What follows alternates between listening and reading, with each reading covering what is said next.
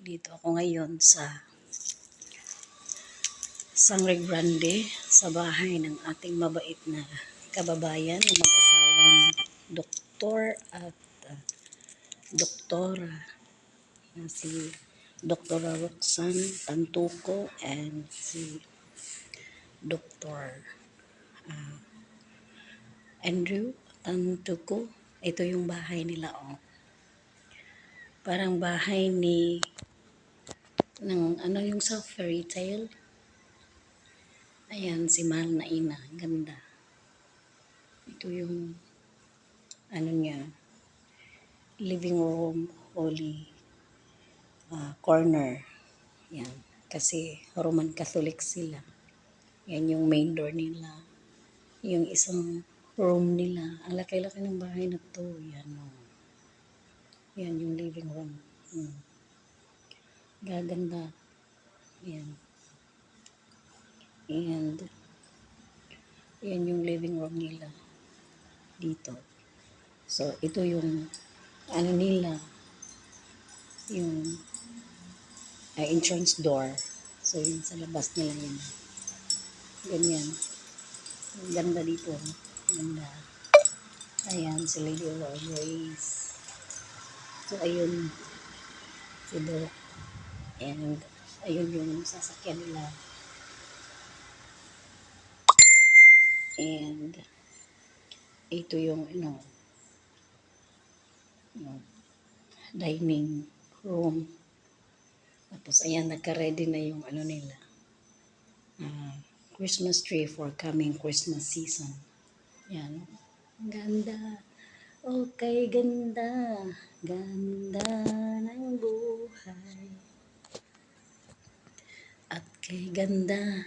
Ganda ng bahay. Ayan. Ito yung parang nila. Lagayan ng mga souvenir frame. Basta ito kasi dito yung main nila ng dining. Kumbaga pampamilyang hapagkainan. Ayan.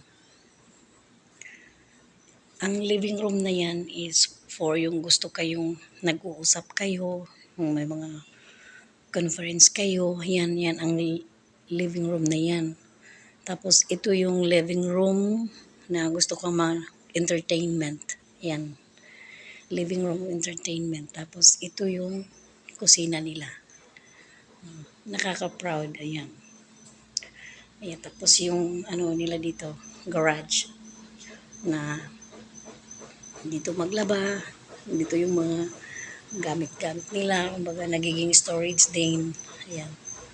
3 yung kotse kasi nila dito. Ayan. Ayan yung labas. Ayan. Ayan, may kotse pa doon. Tapos may andun yung pick up nila, ayun sa labas. So, ito yung nila, paligid. So, at dito yung labahan. At ayan yung mga fridge nila. Sumusobra kasi ayan.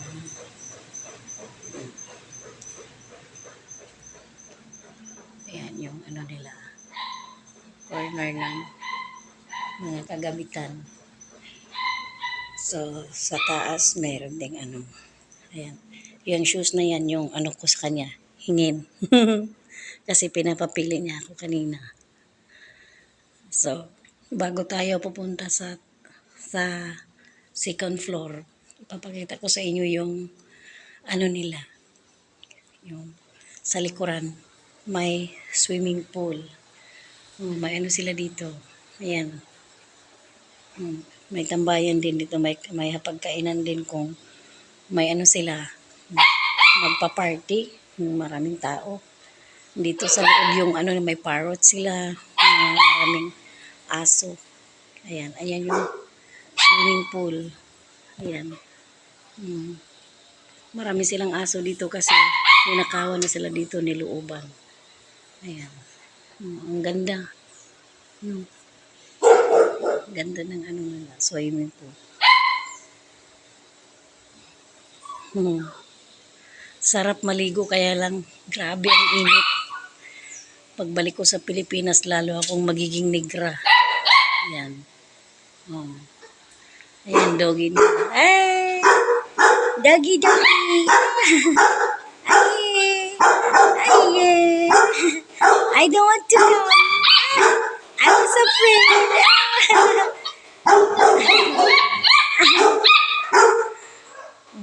Ayan, ito yung yung pang outside na CR nila. So, papasok tayo sa, ayan o, ang ganda no. Papasok tayo sa taas. Naku.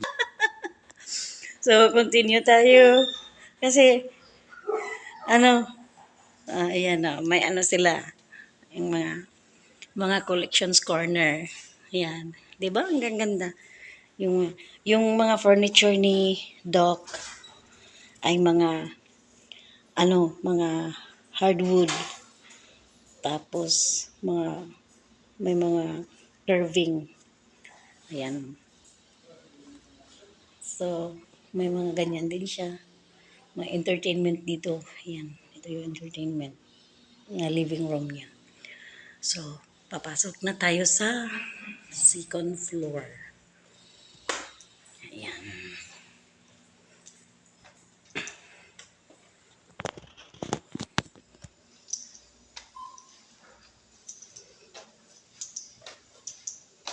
So, dito ako natutulog. Nung na-rescue nila ako mula sa amo ko sa Gasparillo, dito ako natutulog. So, ito yung gusto kang magpahinga, may maliit din na freezer. Ayan. Ayan yung labas.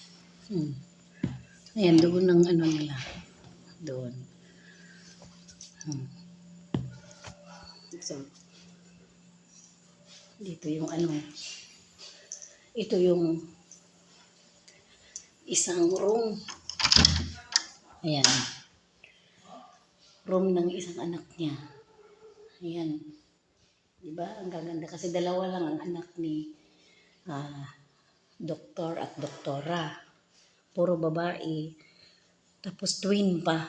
So, in suma total, Dok? Sige Dok. Magpahibalo lang pag kunin mo kung sundoon ako diri ayun lang kabala ka Dok. Naidaghan pagkaon di Salamat kay Dok. Amping. Ayan. Yung sa nila. So, in suma total, tuloy natin. Isang beses lang nabuntis si Dr. Roxanne. Kasi mag-asawang doktor to, surgeon. Physician at surgeon. So, puro babae. Tapos may asawa na nasa Amerika. Ito yung isang room ng anak niya. Ayan. Dito ako na tutulog. 'Di ba? Para akong prinsesa. Kung doon sa amo ko ay para akong priso, dito para akong prinsesa. Hindi ko na nga ito inaano, pero maglilinis na ako ngayon kasi susunduin ako ng maghatid ko sa airport. Kasi papauwi ako ng Pilipinas. Doon ako mag-antay sa bagong amo ko. Pabalik ako sa Hong Kong. Yung amo ko dati na sana, si Madam Nadine, isang British Australian, yung family niya is hindi natuloy yung 2020-21 kasi bumalik yung Omicron, ban ulit ang yan sa labas o sa likuran. Nagban ulit ang Hong Kong. Patuloy pa rin kaming may contacts kaya kinuha niya ako ulit. Pero sorry, hanggang dito lang ako kasi di ako makalabas sa terasa. Ayan dito yung sa second floor. May terrace. Ayan makikita yung dun sa di ba? Ang gaganda ng mga dito. Hindi mainit man ang panahon pero malamig ang lugar nila kasi maraming puno ng kahoy. So, di ba ang gaganda? Kaya ako'y nagpapasalamat sa lahat ng mga member at officialis at founding officer ng Filipino Community Association of Trinidad and Tobago dito sa Port of Spain, na sila yung sumagip at tumulong sa akin na makaalis sa bahay ni Amo dahil hindi man ako inabuso ng pisikal, pero inabuso ako sa trabaho. Hindi pa sinusunod yung kontrata, hindi pa ako sinahuran ng sakto na base sa aking tinatrabahuan. Kaya, Washington DC, maraming salamat kay Ma'am May Codilla na siyang officer na nakatala dyan sa US. Maraming salamat sa madaling pagresponde sa pagtungo ng aking mga anak sa OWA Davao. And nagpasalamat ako dito sa lahat ng mga Pilipino sa Trinidad and Tobago. Sinulder nila lahat yung aking pagkain, lalo na dito kay Dr. Roxanne and Dr. Andrew Tantoko, na dito ako nila pinatira habang hinihintay ko po yung pag-alis ko. So maraming salamat po. Biyayaan pa kayo, bigyan pa kayo ng maraming grasya ng Diyos dahil alam nyo ang tinutulungan nyo na katulad ko na para talagang priso na walang na talaga na malalapitan. Ginawa ko naman lahat yung trabaho ko at responsibilidad ko, kaya lang doon kami sa kontrata nagkaano ng amo ko dahil ayaw niyang sundin yung kontrata. Wala pa akong insurance na ibigay at nung nagka-anuhan na kami, nagka-problemahan na, saka pa yung agency ko dito na ipapadoktor ako sa ngipin, papabunutan. Yun pala, para patayin dahil pagkatapos ng pagpabunot, gusto nila akong papatrabahuin at wala pa akong pagkain. Kaya yun, humingi na ako talaga ng rescue and tulong sa mga kinauukulan. Kaya yun, maraming salamat po dahil yung mga tugon namin, lalo na sa aking mga anak sa pagpunta ng OWA Davao, ang bilis nilang makakilos para ako'y ma-rescue at lahat ay nag-gather. So maraming salamat po at sa agency ko sa First Dynamic Personnel, maraming salamat sa inyo madam at sir sa pagtugon ng aking paghingi ng tulong. Ginawa ko man ang aking tungkulin bilang OFW worker dito sa Trinidad and Tobago, Port of Spain. Pero hindi natin talaga hawak ang isip ng tao, lalong-lalo na sa amo ko. So, ang ikinapag-alala kung bakit ako humingi ng tulong dahil ako na nga ang inagrabyado, ako pa ang kanilang pinapaimbestigahan. Salamat at sa awa ng Diyos na binigyan niya tayo ng pag-iisip at pag-uunawa para madepensa din natin sa tama ang ating bawat sarili. Sa awa ng Diyos, hindi nila ako napagbintangan dahil ginawa ko rin naman ang tama na para ako'y maligtas dahil walang sinuman ang makakatulong sa akin. Hindi pa ako pinapalabas. Ayaw nila na malalaman ko ang bawat sulok ng lugar ng Port of Spain. So, sa'yo talaga, Papa God, Jesus Christ, dahil sa iyong kabanalan ng banal na Espiritu, hindi mo ako pinapabayaan kasama ng mahal na ina. Maraming salamat po. Ako'y makauwi na bukas at makarating within 3 to 4 days kung walang delayed sa flight. So maraming salamat po. Sana po hindi rin ako matagalan na mag-antay dahil ang asawa ko po ay isang PWD. Baldado na po yung kanang paa niya, kaya hindi pwedeng hindi ako makapagtrabaho.